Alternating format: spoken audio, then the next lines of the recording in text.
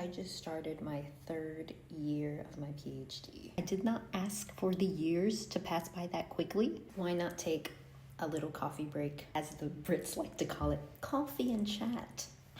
The biggest difference between my first year and now, I have a type of routine and I'm understanding more of what my research is doing. The first year, you're still figuring things out. It's the easiest, chillest year, depending on how you approach the PhD, I guess. I would say the second year is when it's kind of like, oh, it's starting to get crazy. I remember being scared of delivering a 15-minute presentation, and now I've done like 30-minute, and now I'm organizing conferences. If I could tell my first year self what I know now, find your tribe.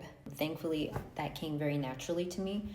I know that a lot of students may feel extremely homesick or extremely shy. Sometimes the office that you're in, people aren't very social. You're not going to like everyone you meet, obviously, and not click with everyone. There's also online, especially if like you're part of like a marginalized community, like if you're queer or more from like your home country, those online communities exist. I heard that Facebook is actually the place for academics. You need to balance your thesis work with your personal life, maintain your sanity.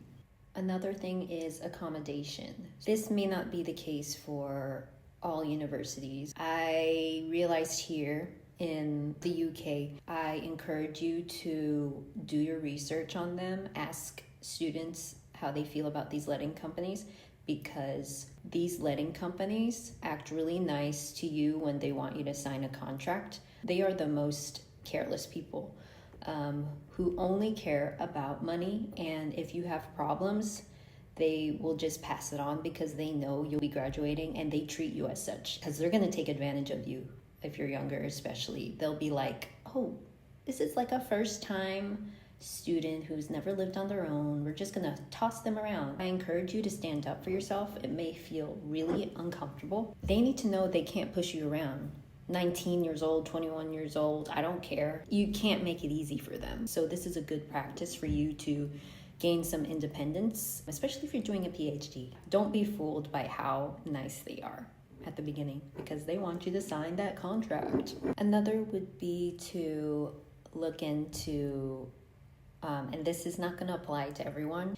If you sense that you are neurodivergent, try to get an official diagnosis because it will be such a huge help. If you think that you're not neurodivergent, and actually ADHD, autism, etc., even if you don't think you have it, just get looked at, because so many academics are unknowingly neurodivergent. I mean, we're hyper focusing on a single subject and we're obsessed with it. That already is like a little bit of a hint. There's the argument where people would say, if you've lived 20 years of your life, or 30 or 40, however old you are, why do I need to, have some kind of paper that says so? Keyword is surviving. Do you want to survive or do you want to live? You don't know how much you've been adjusting yourself towards the world because you're misunderstood and you've gotten so used to that. You've been wearing blinders, but once you get diagnosed and you actually learn about yourself, it's like those horse blinders,